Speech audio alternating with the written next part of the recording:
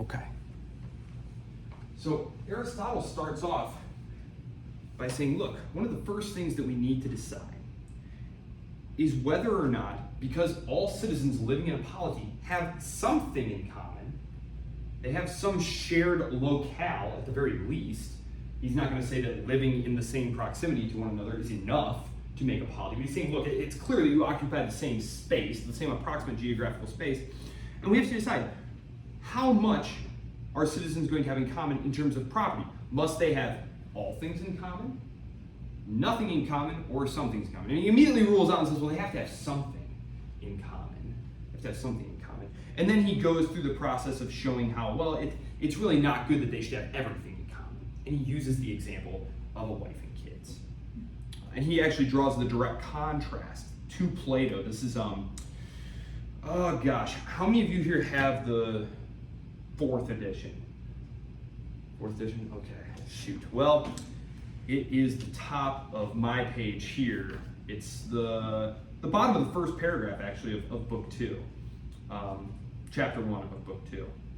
So, what were our other sort of impressions of the reading? Yeah. I found this quote from it I wrote down because I thought it was interesting. He says, in a city which is excessively unified, no man can show himself generous, or indeed do a generous act, for the function of generosity consists in the proper use which is made of property. That's a fabulous quote to pick out. And he actually goes into a great deal of detail about this elsewhere in the book and in the other book, of course, I'm just going to call it a book. You know that you only have sections of it here. But he talks about this in other of his works, that in order to have political community, it requires some amount of warm feeling, of friendship toward the other. And your quote gets exactly at that. I can't be generous to you if I don't have anything to be generous with, right? I can't do you a favor if we all own everything together, right? And so he's saying, it seems to me that we have to have some amount of private ownership in order to at least create the possibility for this to happen. So that's great. That's great. Anyone else? Yeah. I just had a question going off of that. Do you think Aristotle would argue, kind of like you were talking about with the border, since it's public property, we don't have incentive to take care of it? If everything was shared communally, do you think we would have incentive to take care of our things? No. No, we would not have an incentive to take care of things. It's called the free rider problem. And I hate to go back to economics again, but that is part of my background. This is one of the reasons that Aristotle says the community must be small. It must be small. Because you can't have these warm feelings of trust and willingness to sacrifice for people who you don't know and have never met and who can't help you. He said it's just artificial. And it's one of the reasons that he argues. Once the city grows beyond that point and turns into something like an empire, that empire can only be sustained through tyranny. This is a central part of his argument later on in book. But we'll get there. It is part of his argument, though, because he says only, because remember, he says man is a naturally political animal. And what he means by that is not some kind of like naturalistic, argument where like we just naturally cluster together. And he's talking about our ability to speak and to reason with one another. And that is the essence of true political society. And that it's not just a simple matter of hierarchically the strong just dominating the weak. It's about the ability to arrange society in a way that is mutually beneficial and that produces virtue among citizens, which he argues is sort of the highest form of government, which is what he's kind of concerned with here. And he believes that as I said, he's interested in how each regime might do that. And he goes into great detail as well about what sorts of citizens are best for which regime and what type of person corresponds with each regime. Remember we talked about he sent all his little graduate students out into Greece and around looking for all different constitutions, and he realized, wow, lots of different ways to govern work, basically. And so he's interested in providing, it's I believe in book 6, he goes into extended, which is not in here, but he goes into an extended explanation of sort of, okay, if you are a democracy, there is part of it in here, but it's very limited. He goes into great detail talking about like, okay, if you're a democracy, here's how you should perpetuate your regime. Here's how you can continue your regime. He does the same thing though for like tyrants. Like if you are a tyrant, here's how you should best govern your regime to keep it stable. So it's very interesting. Yeah. Did he mean stable to justify like the cycle that he thought that like democracy would turn into a tyranny anyway? So that's how you keep power by is like accelerating the same cycle, or you just keep the government the same way as it is? Well, just to jump back here and recall, unlike Plato, Yeah. Aristotle did not believe that democracy necessarily degenerated into the tyranny of one person. That is Plato's belief, that you have this cycle that is always recurring.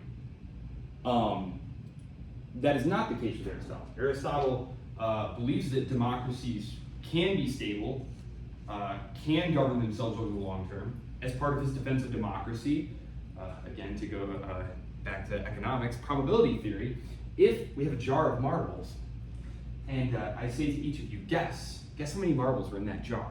If I were a betting man, I would take the average of all of our guesses. This is something that's been repeated many times, right? The sort of the wisdom of crowds. I should take the average of all of our guesses.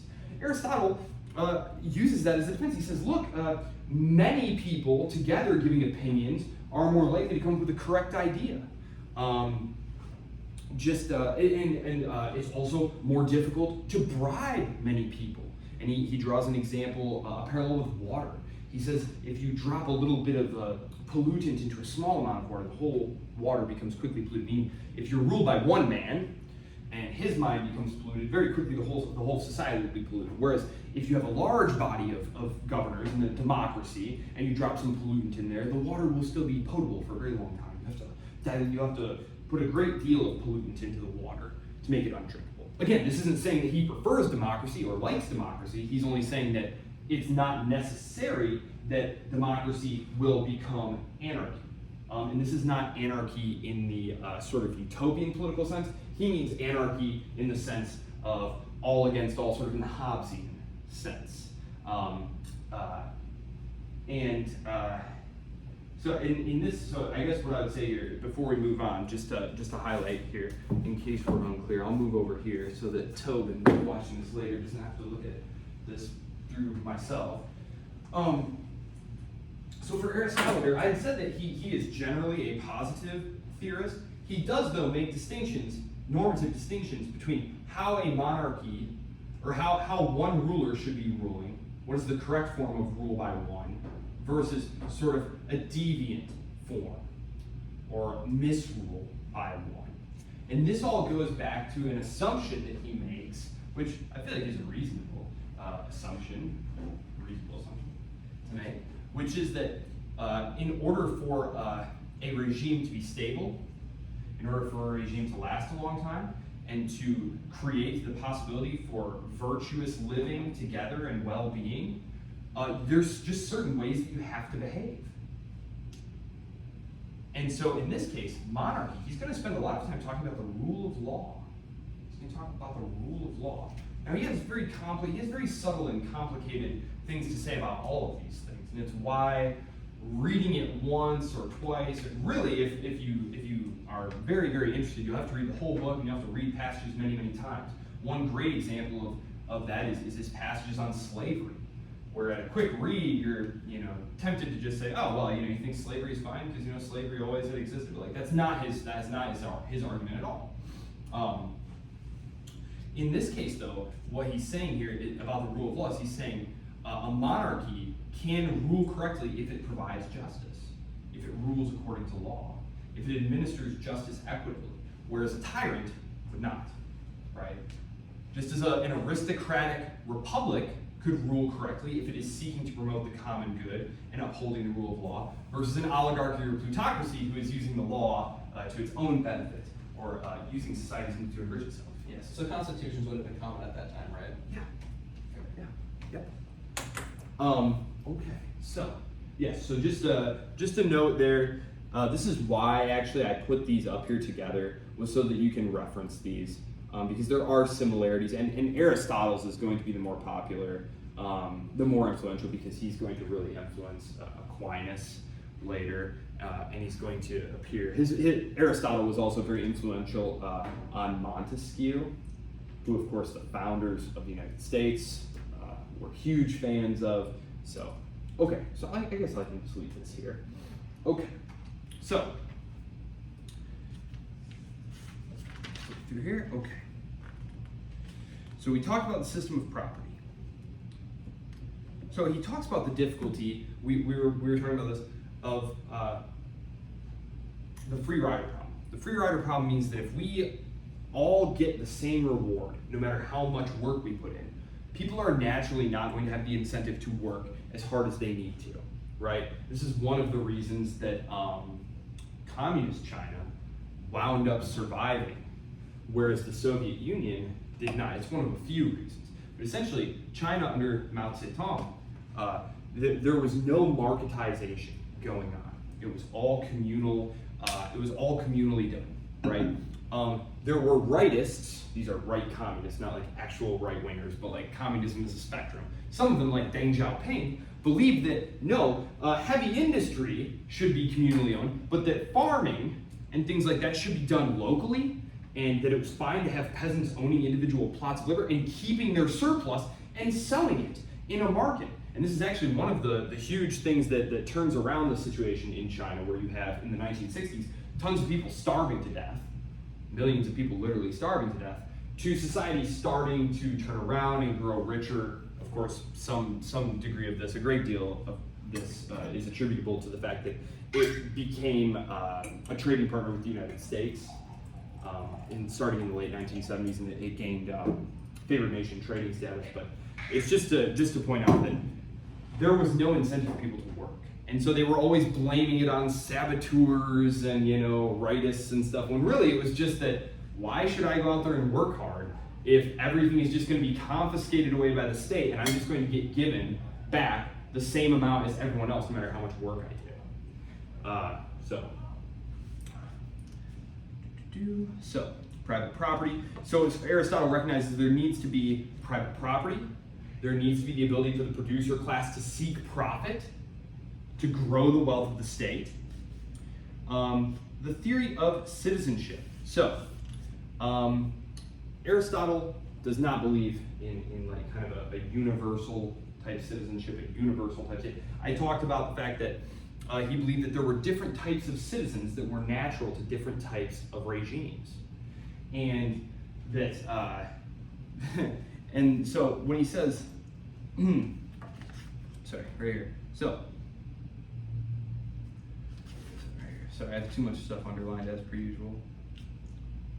Okay, so, assuming a single population inhabiting a single territory, shall we say that the city retains its identity as long as the stock of its inhabitants continues to be the same, although the old members are always dying and new members are always being born? And shall we thus apply to the city the analogy of rivers and fountains, to which we ascribe a constant identity in spite of the fact that part of their water is always flowing in and part of their water is always flowing out? Or must we take a different view and say that even though the population remains the same, the city, for the reason already mentioned, may nonetheless change? So what's he saying? What's he saying here? Go ahead. It's like more so the type of people that are like a part of the system that determine how the society is going to work. Right. You can pass these things on, right? As long as they're in this city, as long as they remain this one people with this one character, right? This is one of the reasons that Aristotle is not a big believer in something like multiculturalism, right? It's why he believes that if you expand beyond the confines of that one little polity, that you can't have this kind of self-government. You must be ruled by a tyrant at that point. That only force will keep everyone together. That you're not willing to sacrifice for someone who lives hundreds of miles away, who you've never met, who doesn't look like you, who you're not related to, who doesn't share the same religion as you. He recognizes this. We're only willing to sacrifice and care about a very small number of people. And generally, it's going to be things like religious identity, kinship, that's the big one, right? And even locality. It's this combination of things. So he says, even though people are growing up and dying, and the city's character can remain the same so long as it remains that close-knit way. And this goes to a kind of a paradox called Theseus' ship. So the question is this, and I'm not saying you have to agree with Aristotle here, I'm just explaining this is what he's saying here, and it goes back to this idea of Theseus' ship, which is a classic paradox. So Theseus has a ship, okay, it's a wooden ship with sails and whatnot, and gradually over the years, Theseus' ship, parts of it start wearing out.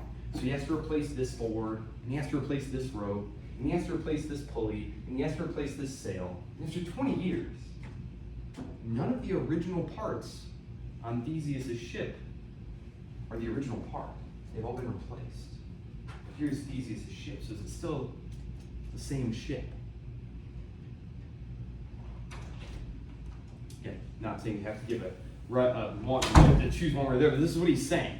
He's saying that so long as the parts function in the same manner, it's still Theseus' ship. It's still the same city. He's saying you don't have to. It's not like the city lives and dies with one generation, but that it can become corroded over time. The character of the city can become corroded over time. Again, just to use the ship analogy. What if you replace the rope with some rope that's not that great? You know, it was in the bargain bin. You replace the deck of the ship with some wood that's infested with termites or something like that, right? So, welcome. How are you? Good, how are you? I'm very good, thank you. Did you have any issues with the reading this week? I didn't. You didn't? Okay, good. Did you have anything you wanted to bring up? I gave everyone a chance to do that already. If you had anything that stood out to you that you were interested in? Not really. Okay. Yeah, all good. Okay, so. All right, on to the next Constitution. So.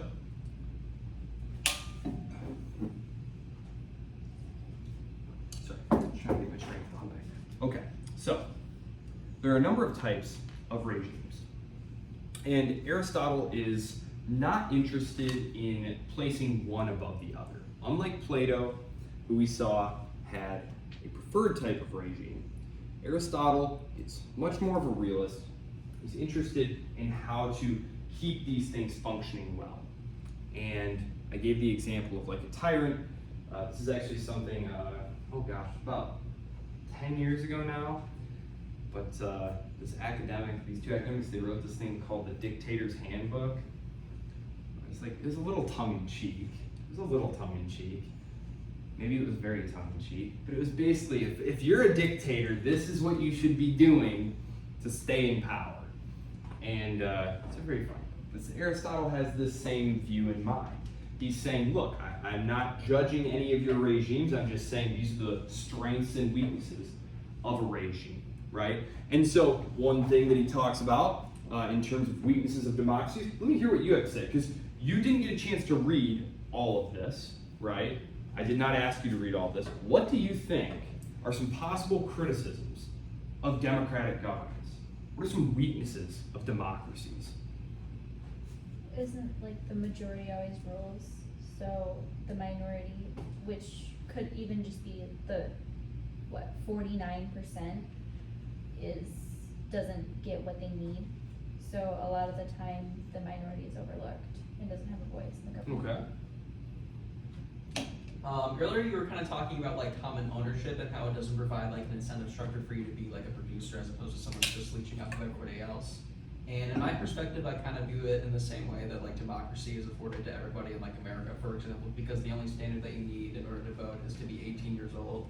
And when you're at that age, if you go to a public school, you probably drain a lot more tax dollars out of the economy than you put in, for example. So you're kind of coming at it from the perspective of like a layman is as good as of a perspective as like someone who spent their whole life studying politics.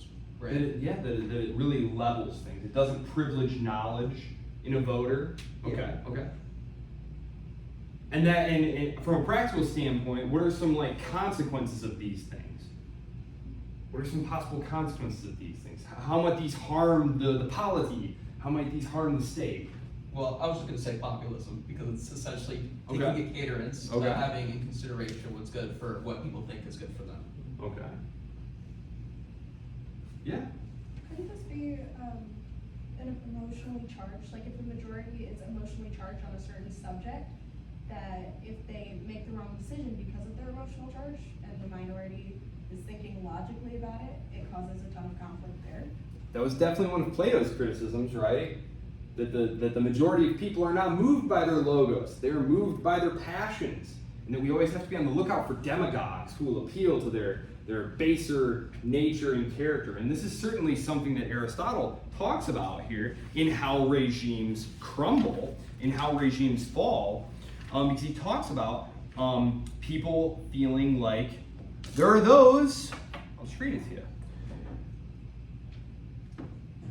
When he says change here, he talks about like overthrowing a regime. The principal and general cause of an attitude of mind which disposes people towards change is the cause of which we have just spoken. There are some who engage in factional disputes because their minds are filled by a passion for equality, which arises from their thinking that they have less in spite of being the equals of those who have more. Then there are others who do it because their minds are filled with a passion for inequality or superiority, which arises from their conceiving that they get no advantage over others, only a small amount, although they are really more than the equal of others, right? And so he's saying that the real danger here is that you're going to have people who appeal to people and say, listen, you're not getting your fair share, right? In this case, that you should be getting more than you have. This drive towards equality. This was certainly something, and then for Plato, that was really just a cover for them to elevate themselves and make themselves superior over others. There are some really great examples of this. I don't know how much we'll talk about Roman history, but there are these two, the Gracchi brothers, who were patricians. They were of noble birth. They were very well off, very well connected as well. I want to say one of them was married to the daughter of Scipio Africanus, the one who defeated Hannibal, so they were very well connected. But they were killed. They were both brutally murdered by their fellow patrician senator class because it was feared that that their passion for equality, that they seemed to be like pure Democrats, that they wanted to give the masses, votes in the assembly and redistribute property and things like that, and give them rights again, it was feared that this would destabilize the republic and that they would turn into tyrants as a result, and so they get brutally murdered. They aren't the only ones. There are a few of those before Julius Caesar succeeds in making himself the sole ruler. But maybe we'll talk a little bit about that. Because it's very rarely the case, maybe never the case, that a regime suddenly crumbles overnight. Right? There are always signs. There's always a clear pattern of decay. So, not that you can't miss that. Not that you can't miss that. There were many in the White House who were shocked, for example, when the Soviet Union started to crumble apart. George H.W. Bush's immediate instinct was to try and actually keep it together. To try and keep the Soviet Union together. The American president was desperate to keep the Soviet Union together because they had never planned for it to fall apart. It was supposed to be there and be the enemy forever, and they were kind of becoming frenemies at that point. The Cold War was over, but they were horrified at oh my God, there's all these nuclear weapons. Where are these going to go? Who's in control of these? We need to keep them together. So there's a speech called the Chicken Kiev speech. William Safire called it, but where George H.W. Bush tells the Ukrainians that they better not break away from Russia. And I think it was 1991 was when he gave the speech, but it was interesting in retrospect. They actually try and convince, they do convince the Ukrainians to give up their nuclear weapons, actually, under Bill Clinton. But anyway, just to say that even when there are clear signs that a regime is audibly creaking, it's not always obvious to people on the outside. But certainly with the benefit of historical hindsight, which is what we are operating with in this class, we can always point to danger signs. Things like loss of civic virtue, right? That's something that Aristotle is very concerned about, with citizens who are willing to sacrifice for one another. And this goes back to that feeling of friendliness, of commonness, of oneness with each other, that allows for true self-government. And this is one of the reasons that he is a huge fan of a mixed regime. We talked about this last time. Aristotle was a huge fan of balancing the interests of the naturally wealthy few in society. If society has this much wealth, and there are some rich people, they must necessarily be the few people, right? It's just mathematically, it must be so that if there is some amount of wealth and a few of you are more wealthy than the others, it just has to be the minority. The majority can't be the wealthy ones, right? It's not possible. He's saying, okay, it's good to allow that incentive to exist to become rich, to become prosperous through virtuous thrift and good enterprise and whatnot. It's beneficial to all of us. But we must not allow for a system of oligarchy to arise where then the few wealthy use their power over the state to abuse the rest of us and to extract goods from the rest of us, right? There has to be balance where the many, who are necessarily the not rich, it's not to say they're necessarily poor, but they're certainly the not super wealthy, have their rights protected as well. And that they have a participatory role to play in government. And you see this again, I just use the early American system as an example because I'm assuming you're all relatively familiar with this. The Senate was not directly elected, right? This was the rich people club, right? This was where they could protect their interests in the Senate. Whereas in the House of Representatives, it was much more of a free-for-all. Yeah. Well, I was just gonna say in regards to that, because you're saying it's a rich person's club because it's only wasn't it the state legislature that would always pick the senators that represent them? But there were qualifications and all sorts of different impediments to that. Couldn't you argue that it was always geared for like rich people though, because of like the voting regulations in each state? It was only you had to own property, right? Yeah. Well, and there's a very interesting process. There was a book written by a fellow by the name of Keyssar, Keyssar, where he talks about democratization in the United States. And just kind of the evolution of our democracy. We just talk about like American democracy, like it's a one thing, like it's never changed, but it has changed so dramatically. And he talks about all the different forces that went into democratizing. Who wants to guess, what state was it that first allowed women to vote? Well, I guess this is actually kind of a trick question because there was a state that allowed women to vote, and then they took the vote away from them in, like 1806. Delaware. And then eventually women got it back in the 1860s. It was a state out west. It was like Wyoming and Montana. And why? Why did they do this? Because offering the franchise to women was a way to get them out there. Think about it. Who's out in Wyoming in 1860? You know, it's like lumberjack camp guys, and it's not a great place to, start a family and stuff. And so they need women out there. And so they said, hey, if you move out here, you can vote. We'll make you a full citizen. And I believe actually the first female representative of Congress also came from Montana. Yeah. I was gonna ask, was that done by, and I believe wasn't she the only person that voted against World War II? World War I. World War I. World War I. Oh, okay. Yeah. And I wanted to ask, was that done by ballot initiative or just by the state legislature stuff? It was the state legislature. Okay. But it was in their interest, right? Like it was just, gosh, we need some women here. What are we going to do without women? We need population. Right? To grow our state and our economy. It's all in their self-interest, right? Like people don't do things, generally speaking, not to be too cynical, but you can generally trust people aren't doing things against their own interests if they aren't doing them explicitly in their own interest, right? So, in the case of a state government, right, more people means more tax dollars, right? So. But, and in that case, back then, you had a whole patronage network. So you took that money and gave it to your political supporters in the form of like jobs, quote unquote, sinecures, jobs in title only, right? And that was how you kept political coherence, right? So, yeah, the patronage network. So, I don't know, this is not a class on late 19th century American politics, but if it was, I would definitely knock your socks off. A great lecture all about that. Anyway, so, where was I? Oh, yes. So, factionalism. Factionalism is very dangerous to the polity, right?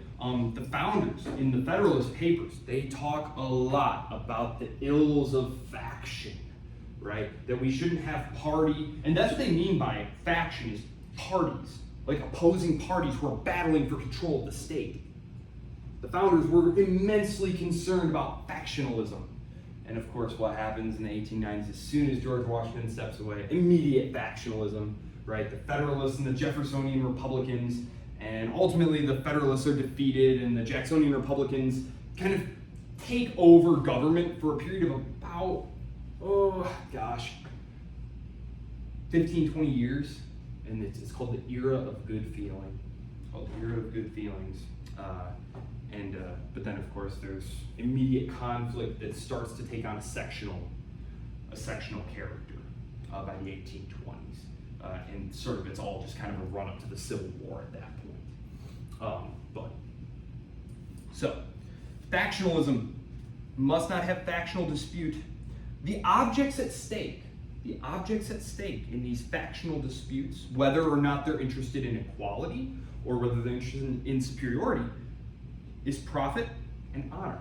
And this goes back to Plato, who said that, and again, I don't like this definition. The more I read this, I hate this definition. I'm actually going to go in there and change that definition. But oligarchy and democracy. Democracy, remember, was when the society's value orientation is towards accomplishment by valor and pride, and sort of the old virtues of the ancients, of the poets, where it was all about conquest and glory and pride. And this is one of the things that he points to. He says honor, which sounds, I don't know, how does the word honor strike you as a person living in America in 2024?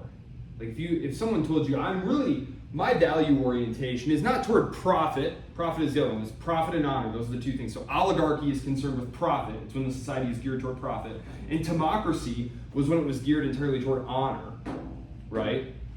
Profit is still fairly easy to understand. If someone told you my value orientation is profit, you'd be like, well, that connects, I understand that. But if someone told you my value orientation is toward honor, what would you say to that person? What would you think? Maybe you wouldn't say it because you're very polite people, I know you are, but what might you be thinking? Typically, I kind of associate that with like being more ideologically aligned, and then they think their ideology is good, so it's honorable in that sense. And because it's separated from like material gain, then because it's something that you're thinking of, and what you're thinking of is good, then it's honorable. So being principled. Being principled would be being honorable. Okay. Even if it costed you profit or something. Yeah, but you're saying you're not doing it for profit, but it's like running a political party. You kind of need to do it anyway. Okay. Anyone else? I don't know how I would react if someone told me like I'm really focused on honor, just trying to build my honor. I feel like I wouldn't believe him. Because what would that mean, right? Like. Well, not just that, but like I feel like, especially if it was a political, like someone that was running for like an office or something like that, I feel like that it would be kind of a smokescreen and like not intentionally hiding the truth of like what they actually want to profit from. And it would leave me with like a weird feeling of just like, can I really trust that they're out there for honor? Which I think is really sad that our country's come to that I don't believe what politicians say at face value. Yeah, no, I absolutely hear you. Yeah, if someone says they're really honorable, you have to say it. Probably you're not. I feel like they were hiding something. Yeah. And Okay. I don't know why, but that's what I feel like. I don't know. It's very foreign to us, Yeah. right? Like our society is very interested in the market. We are the business of America is business, right? It always has been. It's been the one connecting sinew of the country. There's not a common culture. There hasn't been in any of our lifetimes, right? Like there was that close sort of waspish tight community, and within each state there were very tight, because you all know that the American state the states all had their own really unique character in terms of like the Quakers are here, the Catholics are here, right? But that character gradually goes away, and I mean, it's hard to say what replaced it other than this passionate energy for expansion and wealth and commercial activity. So it's hard to say, like, what is the national character? Were you gonna say something? Yeah, I just wanted to add on like the politicians flip-flopping. Isn't that more so a result of the like the criticism of people acting emotionally? Like Trump, we used to call himself like the most pro-life president, whatever, and then he went to like the largest pro-life student march for being against abortion. And then Roe v. Wade gets overturned, and then that becomes really unpopular. So then he feels insecure about losing women voters, and then he just changes his position to be, oh, it's just going back to the states. Because I mean, I think he's always had the same position on it, but he definitely geared it more towards appealing to his base and then trying to appeal it towards everybody.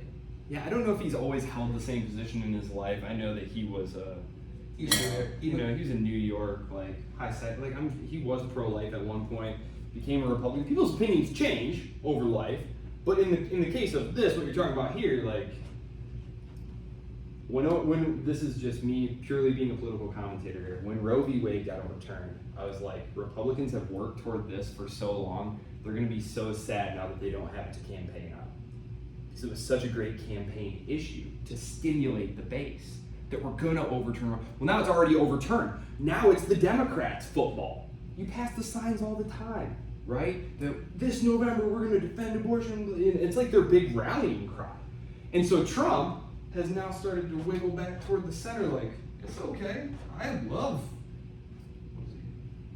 IVF. Yeah, he's just trying to like wiggle toward the moderate when he's trying to appeal to those suburban women in Michigan and Pennsylvania just enough, you know? So it's gonna be close. It's gonna be really close. Shockingly close. But there's only like 6 states that decide the election. Like if you live in California, you don't need to turn up to vote, right? If you live in Alabama, there's no need to vote. Like your state is going red or blue, it does not matter. You guys are cool. You guys are number 1 cool because you're in here. Number 2, you're Michiganders.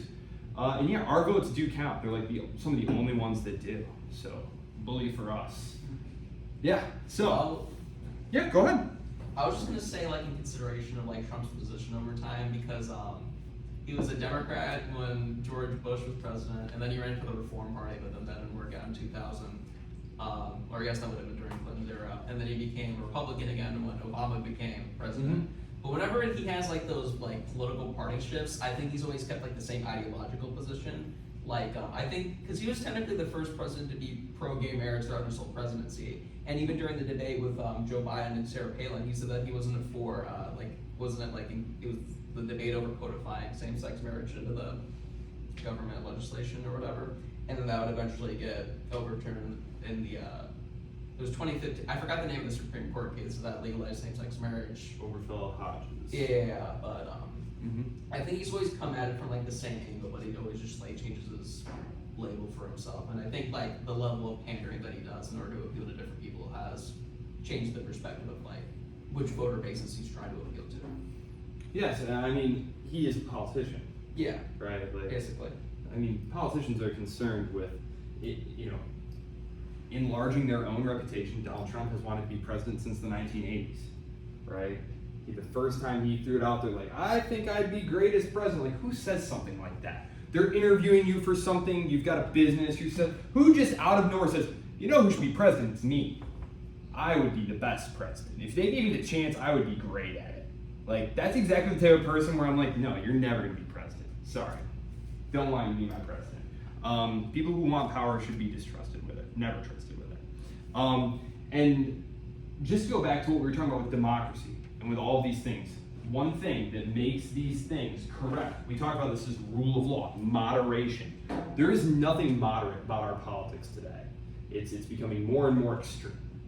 And one of the really alarming things for me is factionalism and the normalization of political violence. Like more and more people in surveys, like these are qualitative surveys where they ask them, hey, this, that, more and more people on both sides who identify as Republican and Democrat are increasingly okay with political violence. Like 25 years ago, these questions weren't even on the surveys here in America. About 12, 13 years ago when they put them on, it was very, very low. It was single digits. Now you can reliably find 30%, 40% even in some of these, who say, yeah, if our political party is in danger of losing this or that, or if our principles are really on the line, then violence is absolutely on the table. This is factionalism taken to an extreme, right? I am not going to pretend that like, oh, political parties are so evil. Like, they might just be a necessary way of organizing yourselves in a country as large as ours. Like, we can't directly participate in a small city-state type thing. How many of you are involved in like local government back home? Anybody? So you can like show up. How big is your city, like people-wise? How many people? So I intern for, she's running for township trustee here in Spring Arbor. So Spring Arbor. So what's Spring Arbor's population these days? It's like, I think it's like 4,000. 4,000 people. Okay, so like you can all reasonably get together, the people who are actually concerned with voting, because like some number of those are kids, right, who can't vote. Some number of them are politically inactive, like a third of the adult population is just not politically active, which leaves you with, I don't know, 1,200, 1,500 people maybe, who can all like get together and decide things and actually participate and live the democracy in the Tocquevillian sense, right? Democracy in America, Tocqueville's robust defense of democracy in America. He viewed democracy in America as being so strong, not because people showed up and voted and said, well, I'm done for 2 years or 4 years. It was because they governed themselves. They lived the democracy. They made all the decisions locally. There wasn't this is in the 1830s, right? Like there wasn't a government bureaucracy to do things. It was all self-help societies, for example. Like you participated in these civic societies and organizations where we're all going to contribute $1 each month, and we're going to be members of this group. And if one of our number gets hurt, that's the money. He dies in some sort of tragic tree cutting accident. Tree falls on him. We'll have a pension for his widow and his children now, right? This is how there were mutual aid societies. This is how insurance was done and arose before the state started doing it, right?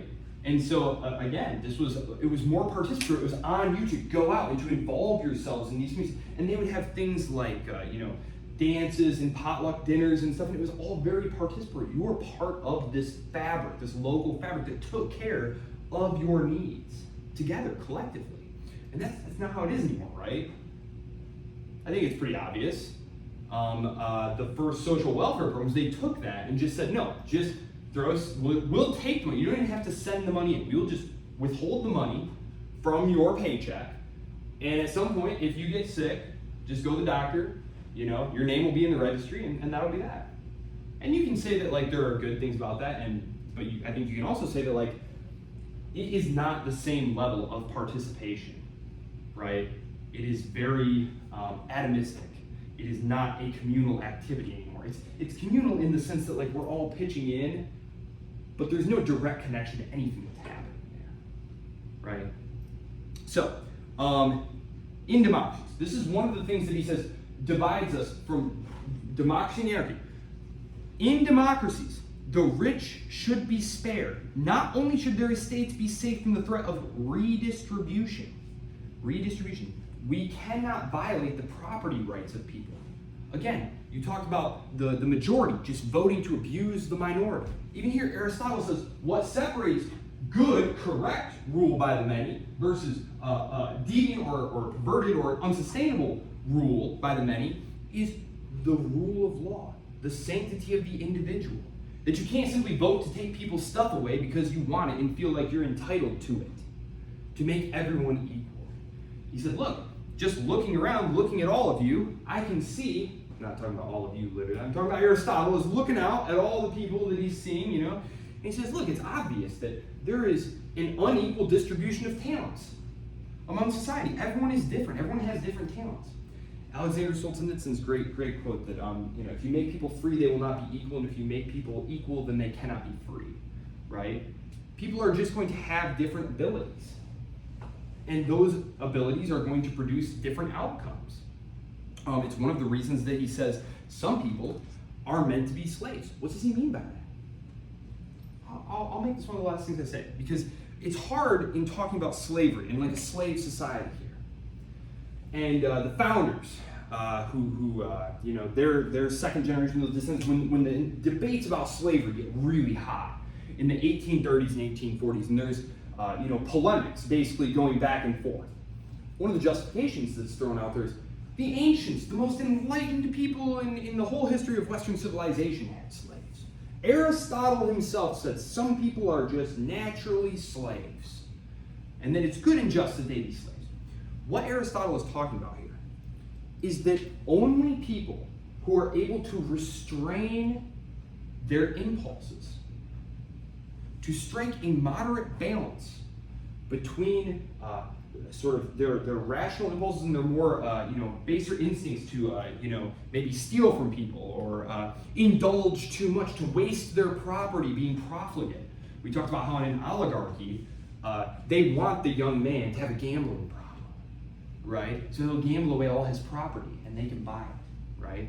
That person, Aristotle would say, is a slave to his own emotions. He is not governing himself. The young man who is wasting all of his property and not living virtuously, Aristotle would say that man has the character of a slave. He is fit only to be ruled by others because he cannot rule over himself. He cannot restrain his impulses and cannot live the virtuous life. Therefore, he must be ruled by someone else who can make sure that he's living a virtuous life. That's what he's interested in, is virtue in the virtuous society. So I hope it's clear then that the kind of slavery and the mentality of slavery that Aristotle talks about is very different from what would eventually grow up to be like a highly racialized chattel slavery. So, Aristotle goes into some detail. Again, it's not a lengthy stretch that he goes on, but it's very subtle, and you kind of have to read closely. You have to do a lot of close reading when he's saying that, like, no man is by nature a slave. Like, you have to understand that he's saying that, like, there is not a specific racial character or, ethnic character to it. One thing that I will say is, and this will appear in Montesquieu, who we're going to read later, is Aristotle believed that your geography might influence the kind of regime that you had. This is something that Montesquieu is going to believe, and it's something that today there's a writer by the name of Jared Diamond. He's an academic. He's been writing for his Guns, Germs, and Steel was his most famous book. Yeah.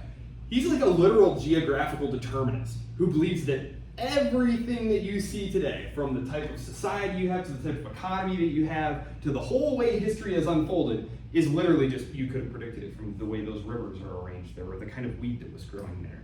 He writes whole books about this. And he's like a very smart guy, but so it's kind of Aristotle believes as well, because he's looking at Europe. Should bring this up here.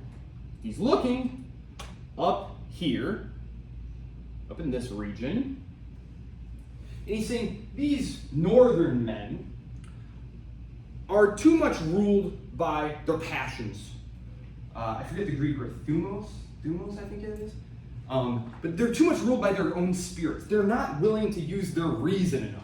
They're these wild, ferocious warrior types, and that's the reason that they live in these like tribal communities, is they can't restrain their passions enough to have political society, because that's a rational thing, right? And down here, in like the Persian Empire and in Egypt and stuff, he looks down there, and where they're developing things like advanced mathematics and philosophy and things like that, and he's saying, those people are also not capable of self-government in the polity sense that he believes the Greeks are capable of, because they don't have enough spirit. They're too rational. They're too busy reasoning and thinking about things, and they aren't interested in governing themselves.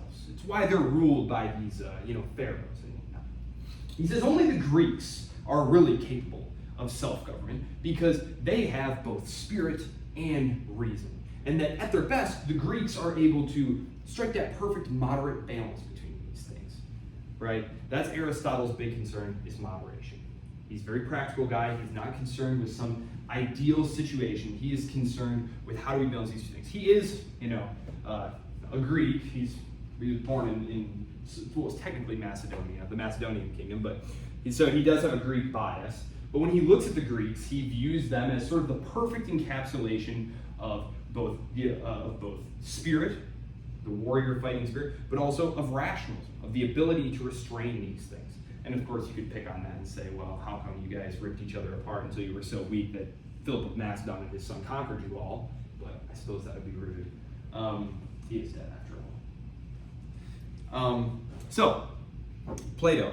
We're going to be moving on from Plato. We're going to be moving into Cicero next, and Augustine after that.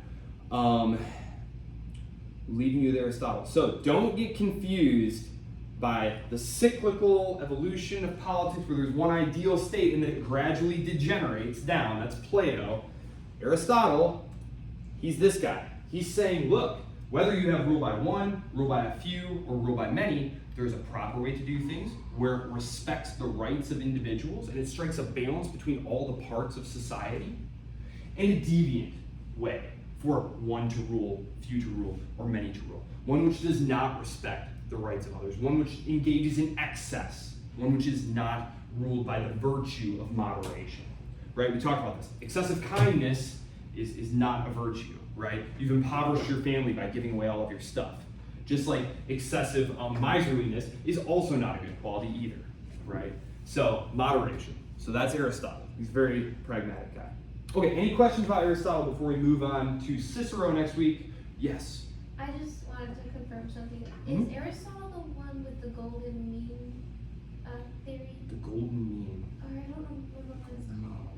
Golden ratio? Golden ratio. The Yeah. golden ratio. Where it's like Why does that sound familiar? It's a spiral theory. So you have to be in the middle of everything and not be on the far end of like what you said, kindness. Like you can't be So it's called the overly kind. golden mean? Ratio or something like that. Golden. I know golden ratio is a thing.